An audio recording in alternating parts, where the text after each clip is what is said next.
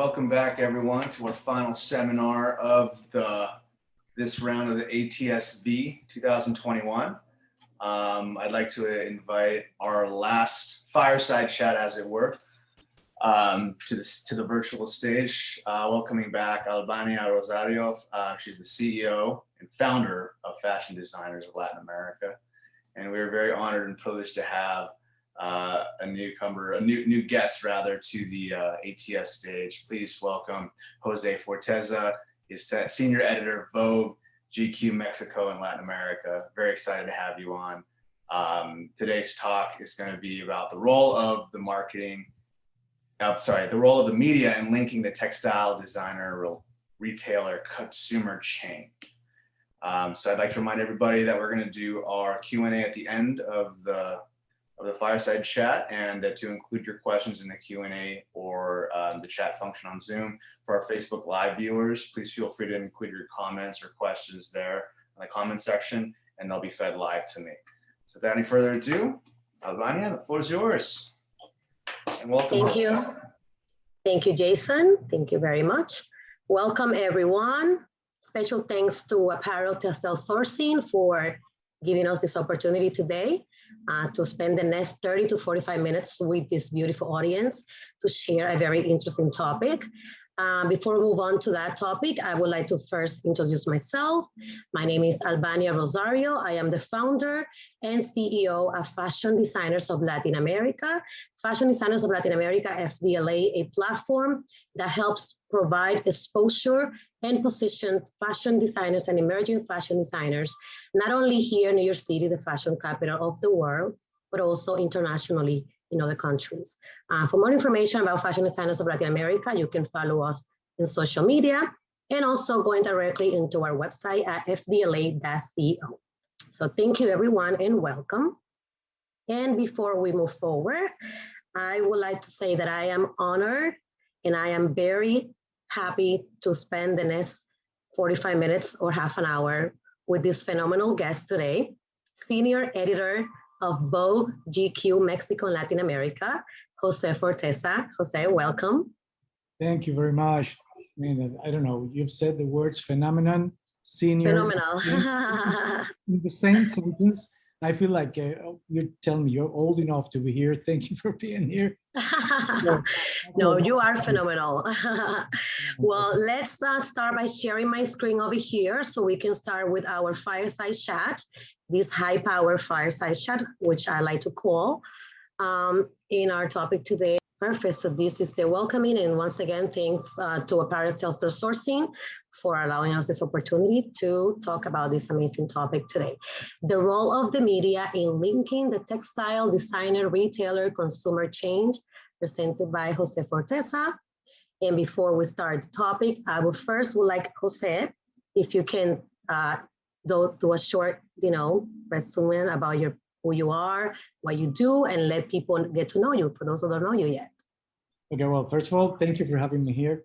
I'm not sure I deserve it. Hopefully, I will try to make it worth it for you guys. Well, I'm Jose Forteza. I'm the senior editor for Condé Nast Latin America.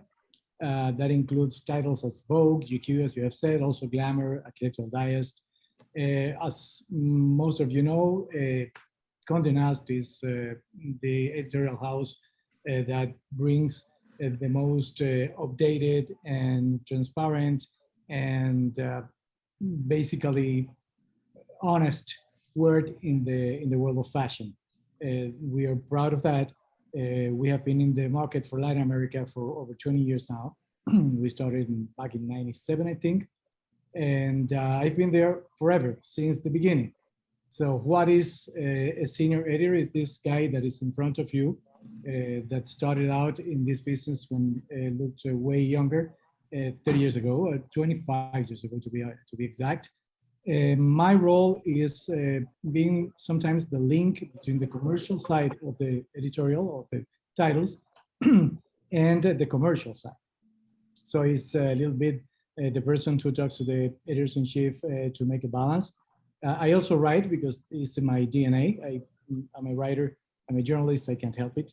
And I'm also passionate about fashion because when we started out like in those days, we needed to, we have to be everything. So I have been a stylist, I have been around in fashion weeks, I have been in touch with designers and also with clients. And at some point in the day, I had to sit down, write my things, edit the other people's things. And it's basically what an editor, a senior editor is in this world. Before that, I worked in the music field. I still work in the music field. I'm also a television and radio producer. So I'm always busy. If you're wondering, I'm 60 years old.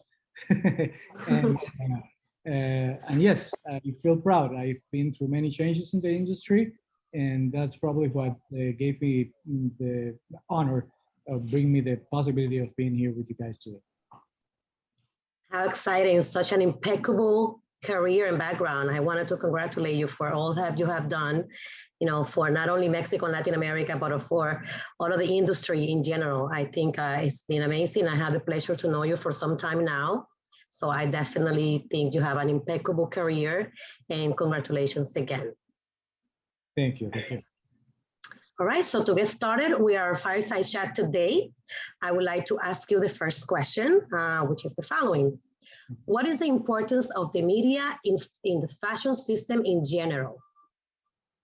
Okay, I mean, to talk about that, I think I should refresh and we should think of what media is.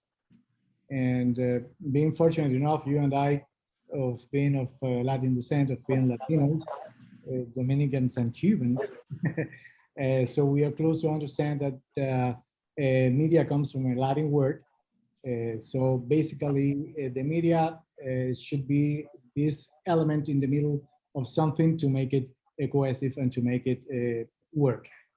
So in the case of magazines and all the different things that we have right now, let's say that we are responsible for bringing together the two parts of an information. Is that you take the facts, you work on the facts, you make them readable or seeable or understandable for the rest of the people, and the whole circle, you're responsible for the circle to be full at the end of the day. That's exactly what media should be. I'm not talking about other kinds of things that are called media. I'm talking about the honest and real media, the responsible communication tool that media is. For this, I mean, there have been many stages in the history of media. At the beginning, it was just those little catalogs that they did in a way, a very archaic way. Then came the days of the print media that had an important moment in the probably late 1700s and the beginning of the 1800s. For example, let's say that in 1850 and 1860, the first actual fashion magazines were out. Those were days that our word was definitely the law. I mean, what we said, what they said in those days were like facts. They could invent everything, and they could actually, it was a way of telling things.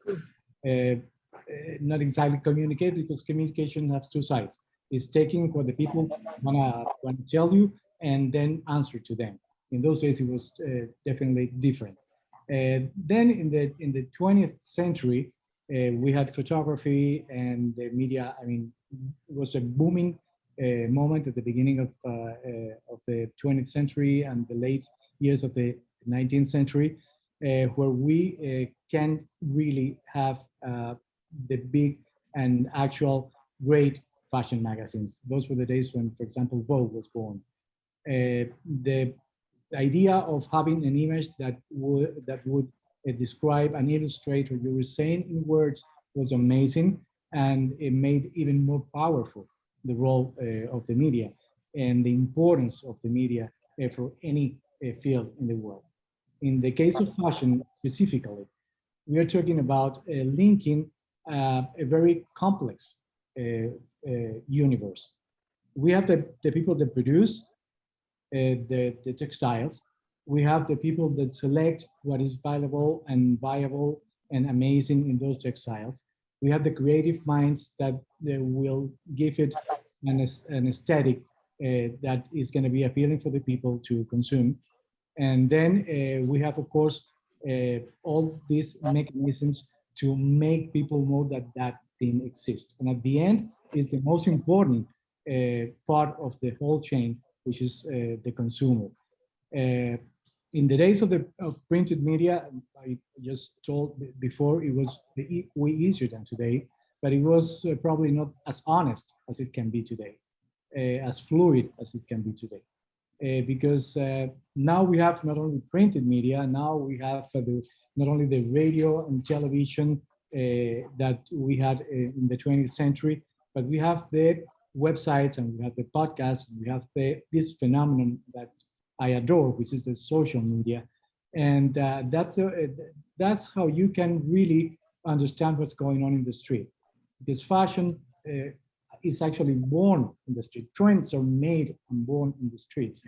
And then they're picked up by the creative mind.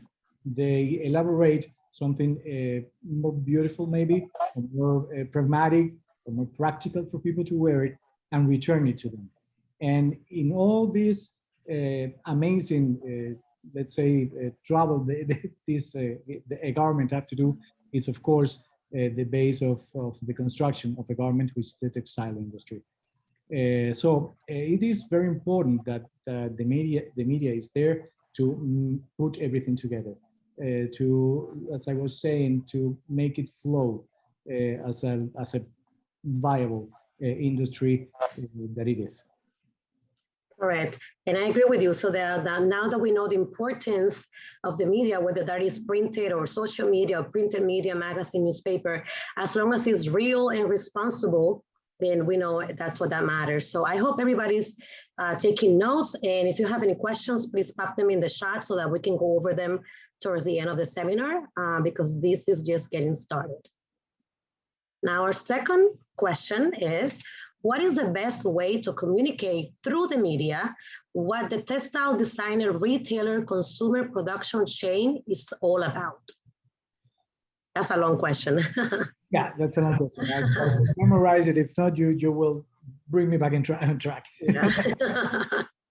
It's good that this is in English. In Spanish, I wouldn't stop the first answer yet. It would be a very long seminar if it was in Spanish. Okay.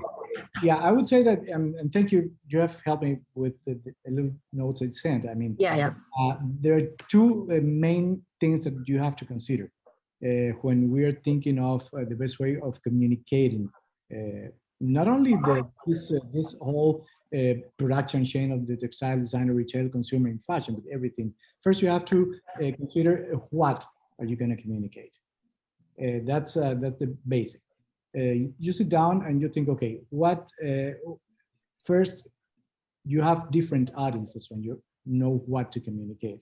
And you have to, in a way, be very clear of which section of your audience is going to receive your message.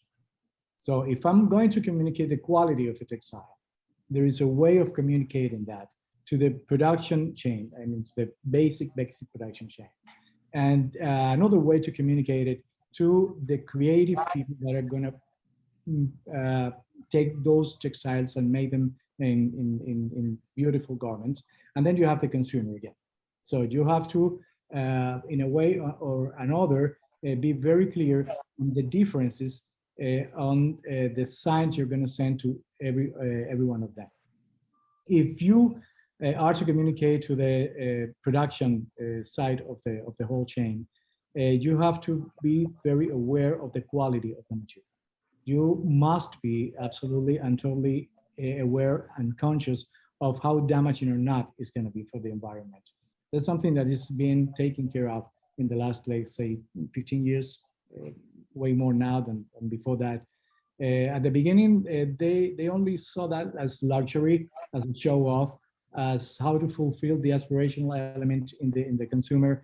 Now, fortunately, things are changing. It's more practical. It's a way of telling people this textile is gonna suit you better when you dress. The texture is gonna be better. It's gonna be more durable. It's gonna be kinder to the environment. We're not killing the planet to dress you. All these kind of things you have to tell the basic side of the chain, which is the production slash creative people. Then comes what you have to communicate to the designers. The designers have many, of course, sources of information, but media is one of them.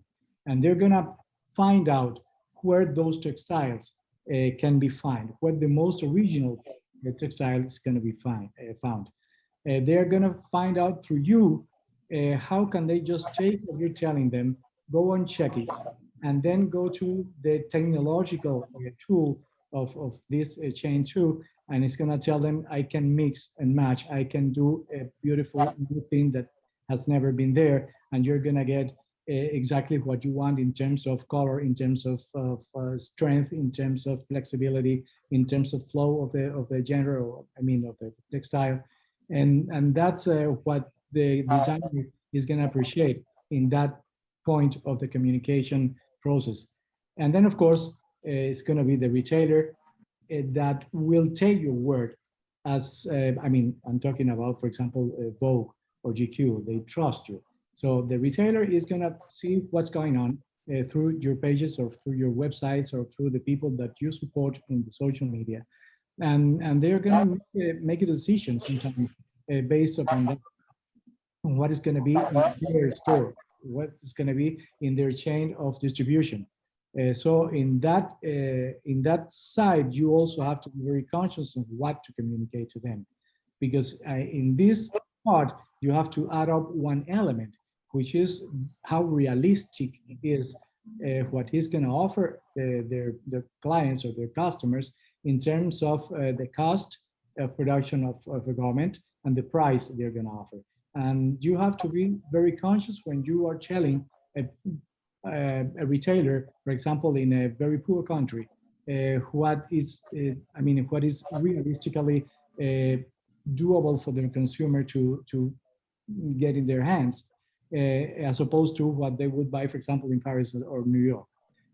Sometimes it's a big mistake that we are sending a message to a next country in Latin America your consumer should go for this thing that they can buy in New York, Paris, or London, which is not realistic because one pair of shoes would probably be the income of 6 months or a whole year in the consumer. In that, correct. You have to be very clear on about all the segments that you have in the moment of communicating, and then comes the how to communicate, and that's the most tricky part. There is if I would try to find something that would explain that, there is one word: you have to be objective, you have to be honest, you have to be transparent. And those are the three main things you have to be when trying to find out how to communicate to so many different segments in the industry, the message that is going to be really, useful for them. So you have to be objective and transparent. Correct. Be objective, and now we know from designers to consumers, the best way of communication is what we communicate and how. I hope everybody's taking notes because this information is very, very valuable. Mm-hmm. Let's move on to our next question over here. What real influence can the media have when we talk about the journey of a garment from the textile to the consumer? Okay. I have to elaborate this. There are three things when you and everybody that, everyone, when they go to a store and so going to buy everything, there are three things that happen. First, you see, then you want to feel, and then you want to touch. Because feeling is not only touching, feeling is a whole experience that is way more complicated. Here is the way I do it. For example, you have to get the best graphic material when you're going to describe what you're going to sell or what you're going to show to your audience. Good graphics, good wording of the way you're going to describe those graphics is also an important thing, because you're going to be the first window for them to see. Correct. In that way, in that moment, in that particular moment, the media is very, very important. Every time you tell your audience, this X textile, I don't know, this cotton is amazing, and you show a beautiful picture of a model or of a celebrity in the street wearing that garment made out of cotton, they are gonna have a good impression or not at first. That is, of course, very linked with design. In all this, all the time, the designer is here. He's sitting in here. So we never forget the designer and the consumer. Around them, everything is happening. I won't mention them all the time because they know it. So we are talking of a change. We have to include the textile. To make this textile appealing, you have a very, very important and heavy influence in the consumer. And I'm including here printed media. I'm including image in all the way, the media, I mean, the gadgets you may have, from a TV set to I don't know, movie theater, if people still go there, I'm not sure, or the smartphone you have in your hands. You're gonna see what I'm telling you is good. And I have to support what I'm telling you with great images, with good images. That's why the photographers and the illustrators are pivotal in this whole thing. And then that is gonna make the people feel. And it's very possible to make people feel from a media outlet, because you are going to induct in them, you're going to induce in them, you're going to induce in them all this experience of wearing that garment, all this experience of feeling and having that piece of textile on them. And you will also have to consider that you need to tell them how practical or not is this textile and the garment they're using. You have to explain to them the durability of that garment. You have to tell them that there is a good relationship, I mean, a good, let's say, balance in price and cost, and it's going to be good for them, and it's going to be doable for them to buy it and keep it. And then you can tell them that if they have this textile in the form of a garment that they bought because you told them, they are going to be able to show their own creativity and their own personality through that garment. That is to say, I show a blouse and I show a skirt and I show a pair of shoes, and I have to tell them, being honest, we have to tell them the truth. You can have it as you're seeing it here, but you also have the possibility of showing who you are, of showing your personality when you mix and match this I'm telling you, this I'm showing to you, and you're gonna have a different experience when you feel how people look at you, when you feel how you can show yourself, when you feel how self-secure you're gonna end up when you wear this. That's a whole experience. And the last thing you have to communicate, and they will take you for it. Up to now, I don't know if tomorrow you're gonna be able to actually touch texture from any gadgets. It's gonna happen eventually. Right now, you have to be very accurate when you explain how the touch of that fabric and how the touch of that garment in you is going to work for them, and it's going to make miracles in the way they feel and in the way they conduct socially in general terms. I hope I have been able to explain this complex. I mean, what I want you to understand is not just sit down. This is the story. These three pictures are going to be in the page. I'm going to write. This is the story. Oh, it's not as simple as just putting yourself in front of a camera and do whatever you want and say, I'm an influencer. They're going to wear this because I'm wearing it. No, it's not like that. Before it gets to the influencer, the whole process happened in the most intimate environment of a creative writer and of a creative designer in terms of media. And I agree with you when you say about to be accurate, especially nowadays when we're living in this digital world. that everything is digitally. It's not the same as to see it and to feel it and to touch it, like you mentioned before. And there is a saying in our countries, in Latin America and Spanish, que dice ver para creer. See to believe. I know that's a very popular saying, at least in our countries, like you have to see to believe. But speaking about seeing to believe, so is it safe to say that the media can have such influence to determine the failure or the success of a brand, of a product by the way they present it? Totally. Yes, history has shown that that is perfectly possible, and it's happened. I won't mention examples. I mean, it happens in fashion, and it happens in the careers of many people in different fields. The media so again, see to believe, like ver para creer, touch, feel, and see it, and then you can make your judgments. Totally. All right. That's right. Super interesting. Very informative. All right, our next question is there a formula to communicate and educate about the change process? Yeah, well, I think what we were talking about before, I mentioned that the formula is very, I mean, is simple to say, and it's easy to put in 3 words only, but it's not that easy to put in practical terms.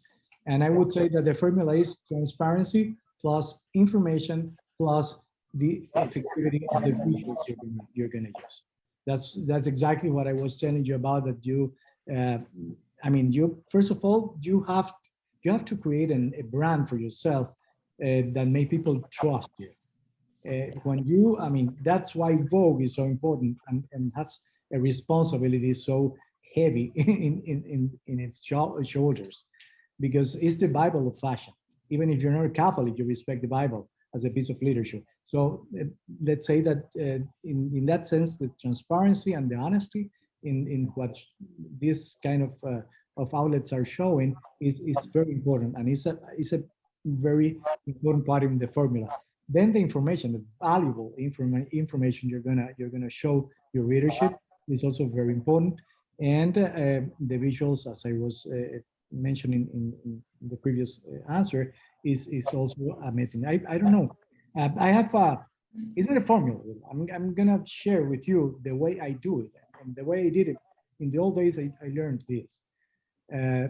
I used to, in those days, yeah, in those, and this is something, let me tell you, I haven't told this story to anyone. For some reason, I'm gonna do it now. Maybe because it's you, Albania. You have the yes. expecting. Yeah, I have a little effect, yes. I remember in those days, I used to go, for example, we used to visit the ateliers of the designers. We used to go to private showings or it was not exactly in fashion weeks, but we used to go to private things with them. And I remember saying to myself, okay, I'm gonna get there. I'm gonna see one garment. And I will concentrate only in the textile, and I will imagine a word that would describe that textile.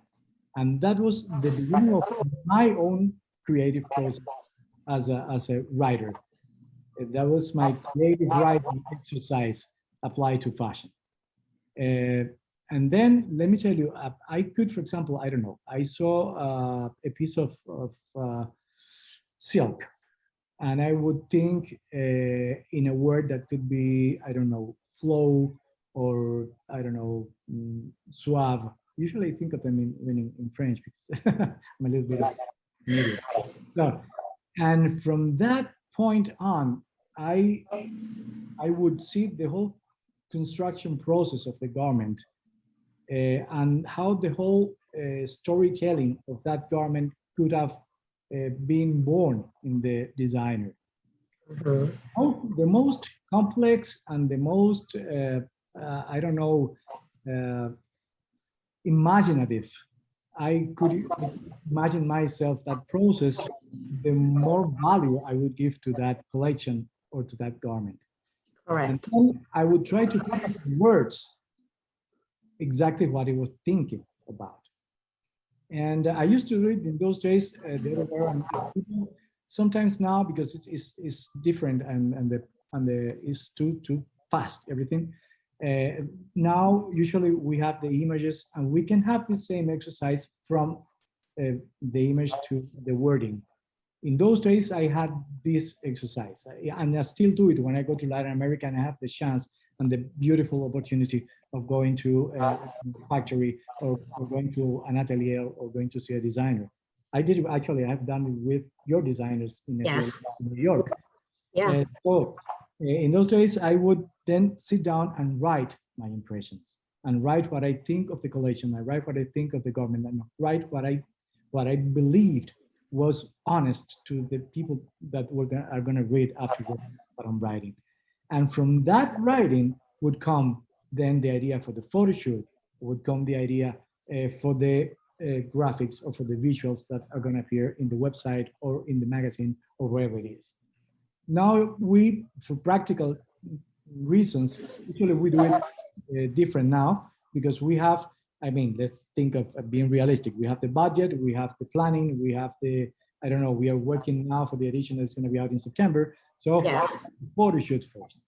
But before that, let's say the stylist and the editor-in-chief of the magazine and the fashion director would go through this same process, even if they haven't seen yet what happened with the designer. So basically, it's still the same. That's the formula that would make possible to be accurate and honest. Again, I will repeat these words as many ways as I can.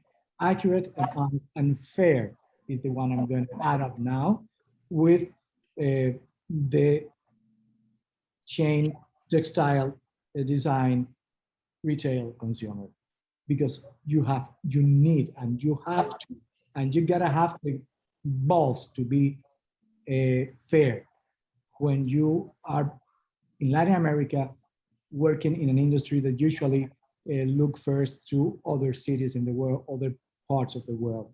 When you are honest with your creative people, when you are completely honest with what your region can offer in terms of textiles, you will have the muscle and the strength to go and defend that in the rest of the world.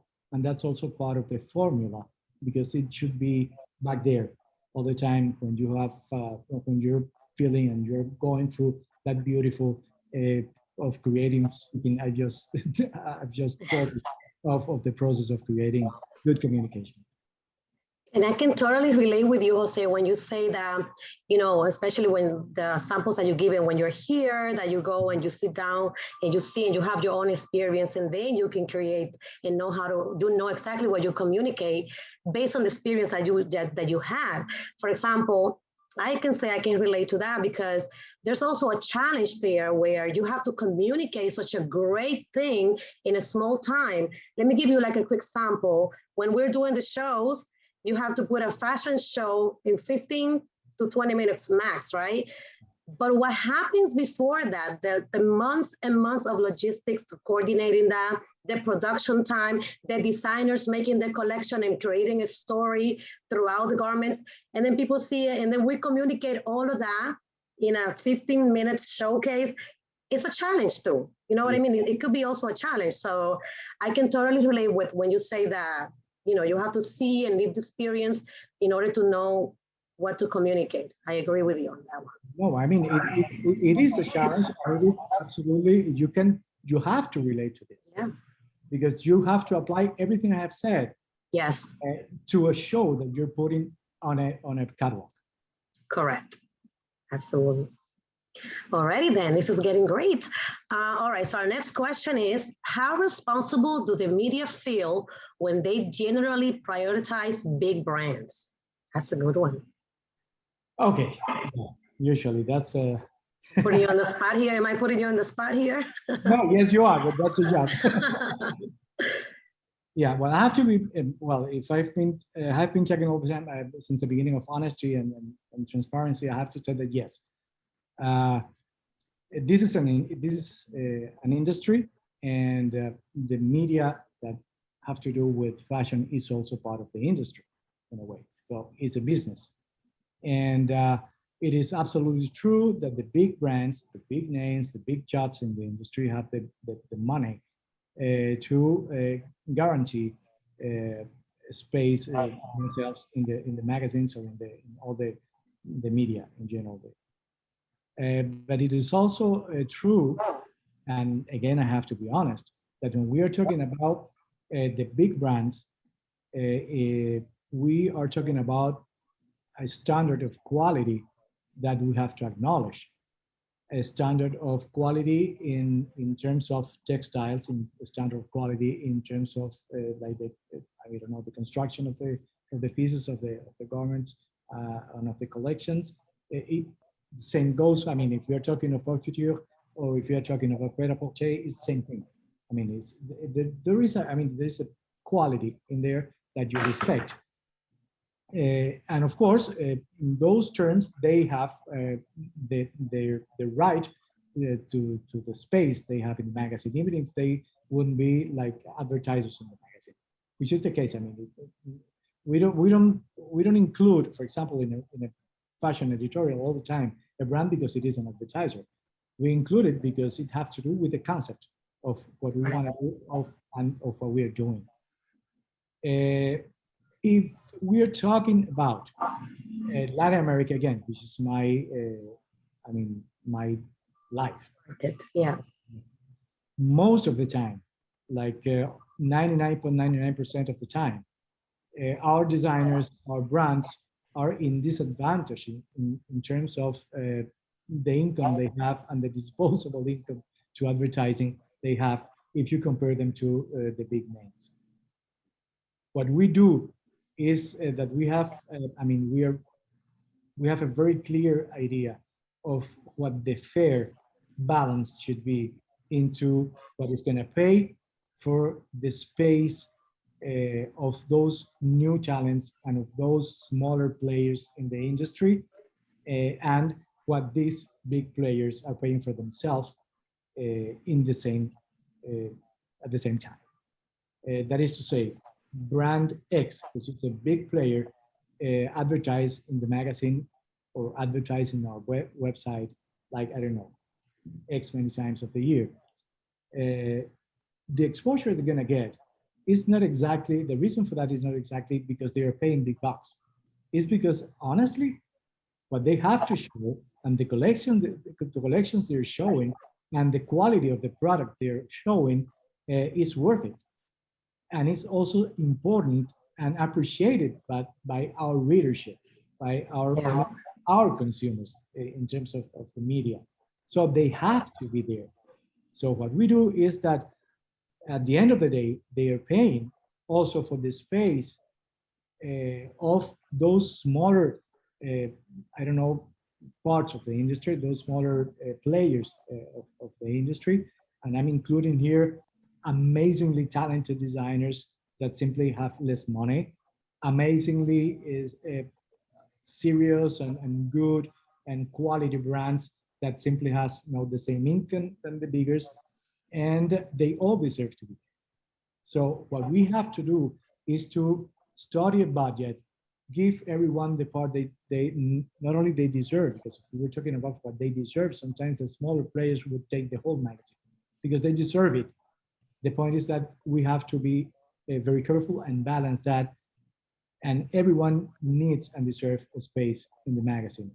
The thing that would prevail once you have that established is taking into consideration the quality of the product we are showing.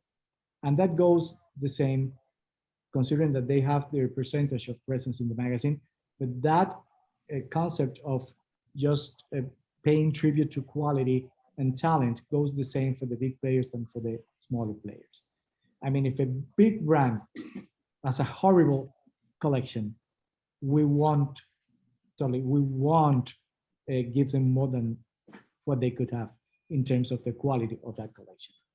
There have been the case, and I totally refuse to mention brands, of course, for obvious reasons, but there might be the case, for example, of a big brand that for any reason that have to do with fair practices that have to do with environmental consciousness, that have to do with inclusiveness or not, we have considered that are not worth it to be in a certain part of the magazine, and they simply have been excluded of that part of the magazine because it's an ethical thing for us also. And the same goes for smaller people, and the same goes for our smaller brands in Latin America. So we, as I was telling you, is to balance the budget, to give the proper space to everyone, to give quality the first place when we're to consider, and in quality, I'm including quality in design, quality in production, quality in textiles, everything. And then we have to pay tribute all the time to the talent of the designer, because the designer is our artist actually, and we have to pay respect to art all the time. And then the consumer, which is the start of the whole thing. Correct.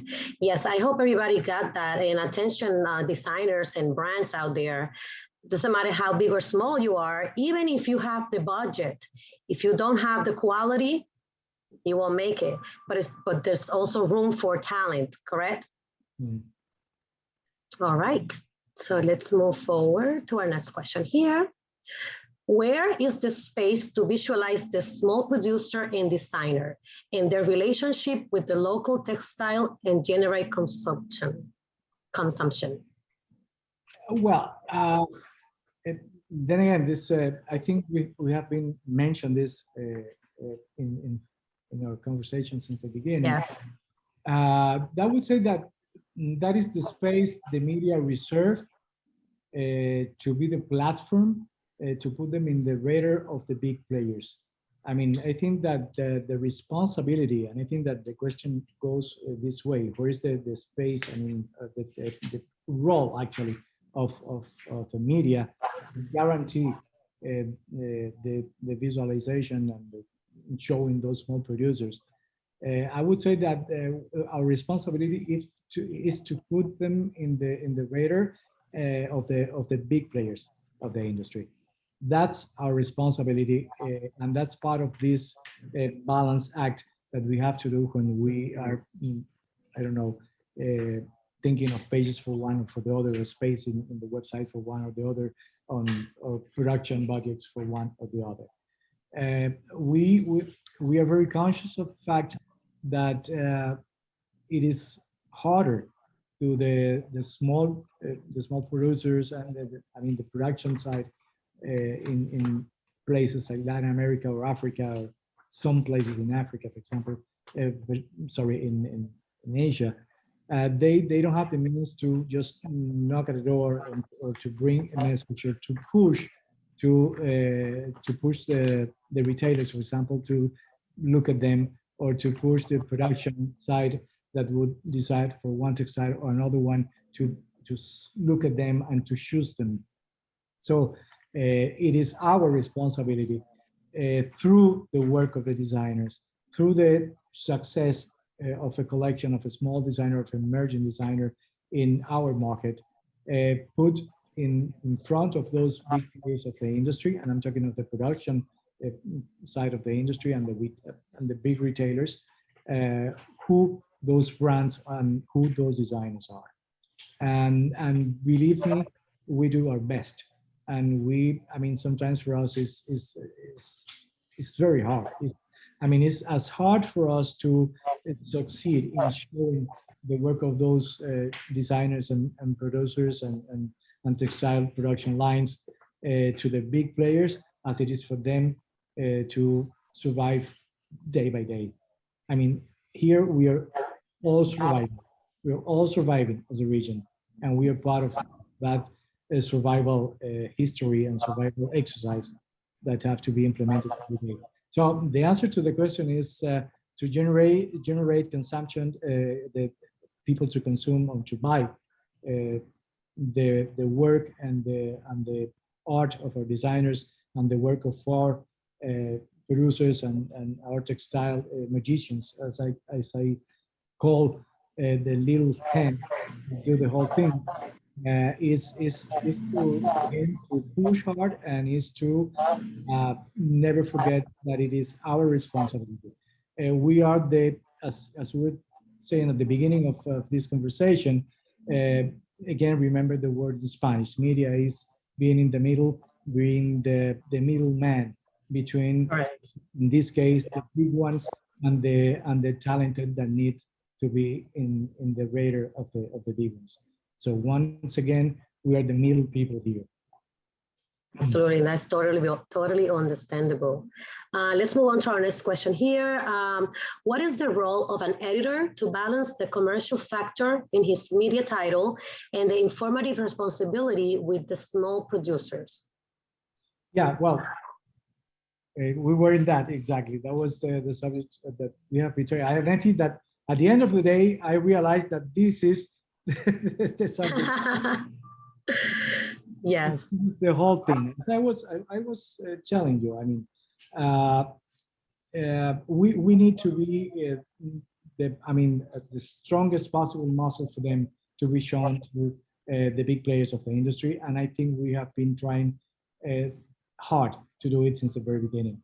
I mean, if I go back in the history of, for example, Vogue or GQ or something, but in this case of Vogue, I can tell you that there are many examples of the way we have done this and how we had succeeded in doing it.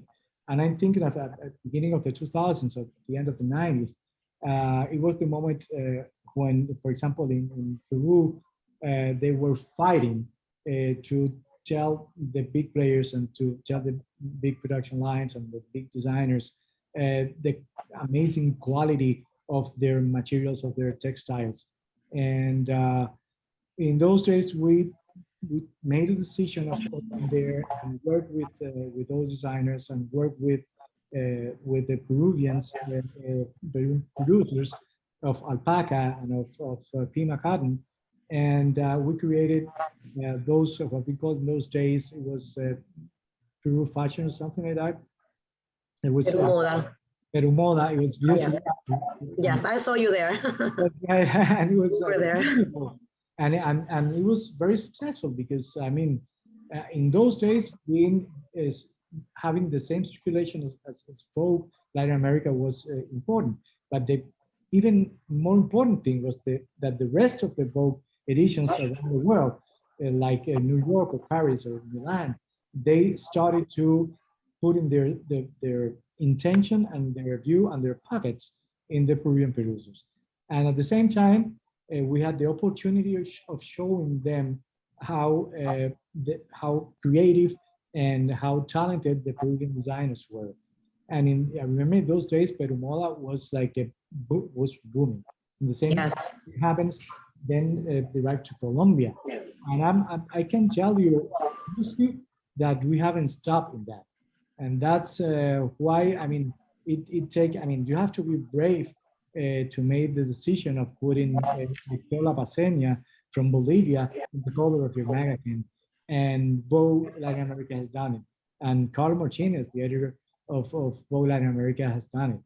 And you have, believe me, that you have to be brave. You have many people to convince when you are going to take that step of putting like a Dominican model, beautiful Dominican model in the cover of magazine, and devoted the whole magazine to the Caribbean region. That is, I mean, fashion-wise, is amazing, but people doesn't know. And we have done that, and we keep doing it. And we have never stopped since those days in the late 90s of the history, the story I just told you about Peru. And now, I mean, those titles I'm telling you of when you have Yalitza.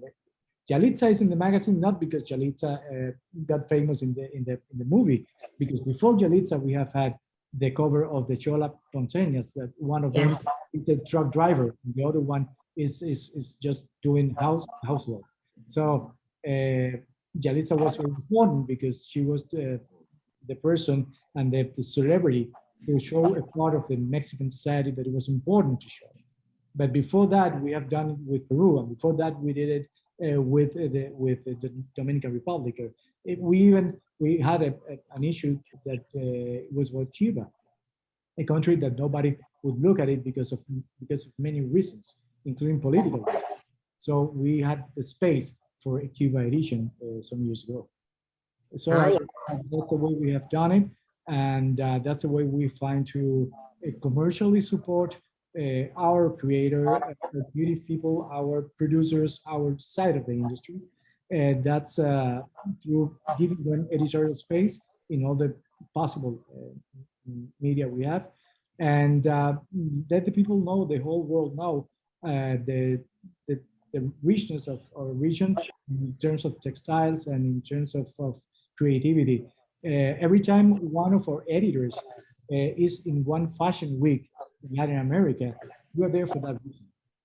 Every time I mean, at least in my case, if I have to go to Paris or London, and on the other side, I have to go to any of our cities, fashion weeks in Latin America, I would totally choose going to Latin America. I wouldn't even think of it as well. Yeah. And it is important that when New York Fashion Week is happening, and one of our editors go there, and the main destination is FDLA, that is important. And for us, it's an honor to be invited. For me, it has been an honor, and I appreciate it, and I thank you for that. Thank you. No, thank you for the support. Thank you very much. And I don't give a damn about what the rest of things that are happening in New York during Fashion Week, because I go to FDLA events because my people is in there and the people that need me are there. And that's the spirit of everyone in continental Latin America. And I can tell how much you love to be in, in these countries and supporting all this talent. I remember seeing you back in Bolivia a few years ago with the Cholita Paseña when they were doing the show, and you were so happy to be there. The amazing cover that you gave them, that was amazing. That was incredible. So I know personally, and I know that you, not only you enjoy doing that, you are passionate about, seeing this talent that we have around Latin America. I do see here that we have several questions on the chat, so we're going to go through the last two questions real fast so that we can get to answer the questions on the chats. So this question real fast: what role can the media play in the issue of sustainability in each segment of the chain? I think we covered a little bit of that, but if you want to briefly. Yeah, I mean, it's the same. It's giving them space and giving space and visibility, as you put there, to the brands that deserve it, because they have been doing a great job in terms of taking care of the environment.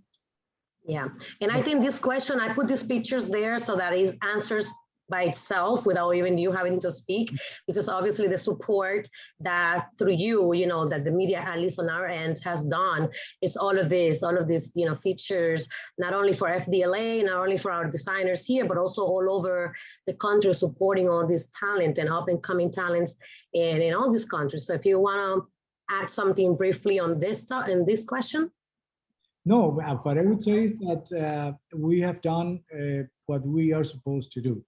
Yes. So there's nothing to thank us for. There's nothing to, being appreciative of us for, because we are doing our job. We are here for that. We are here for you guys at the end of the day. We're just part of the chain, from the textiles to the consumer, that are paying for our job. So we are doing our job. If we put passion in it, that's the extra. And these are all photos from Latin America fashion designers from our FDLA shows. Over here we have from Peru, we have Jirko, we have also from Bolivia, we have from Costa Rica as well, and you guys have covered all of this. So for that, we thank you very much. We appreciate all the support. So that speaks by itself in terms of what the media has been doing to support the designers and the upcoming talents. So with that being said, Jose, I wanted to thank you personally before we move on to the questions. I wanted to thank you from the bottom of my heart for accepting this opportunity and this, challenge to be here with me for an hour, 45 minutes, whatever that was, to share, your experience in this topic that I think everyone in the audience definitely found it very informative. And then thank you very much. Thank you, Apparel Sourcing. And if Jason wants to jump back on here, we can go over the questions real fast. Actually, don't have any questions that came in. However, somebody did ask, will this be sent to us, or will this be we'll be able to hear this again? Yeah, Geraldine, just make sure that you are subscribed to the ATS email. Oh, yeah. Yeah, these was comments. Okay, these were comments. Yeah. Yeah. But yeah, make sure everyone's subscribed to the ATS emails, and you'll receive a link to all of our recorded sessions after the show. So, yeah, thank you so much, Jose, Albania. That was fantastic. Definitely a wealth of knowledge. It's really interesting to see that side of the industry. I don't think it's something that's talked about a lot, and just the process and the way, the way it works. So very, very intriguing, especially the Latin American market. I know there's a lot of inspiration that comes from that area of the world. So, well, that's going to be it for us today and for the show. So thank you to all of our viewers. Thank you to all of our partners. Thank you to all of our speakers. Very excited to see the numbers this year. And Jose, Albania, I hope to see the both of you in person at some point. I haven't actually had the pleasure of meeting you, Albania, either in person. Pretty soon. Hopefully, this COVID situation is finally making progress. I think it's on its way out, thankfully. Yes, it's on its way out. And Jose can join us there too on the next live Miami show. Yes. Thank you so much, Jose. Thank you, Jason, and I'll see you guys in the next one. All right. Take care. Have a nice day. Bye. Bye-bye.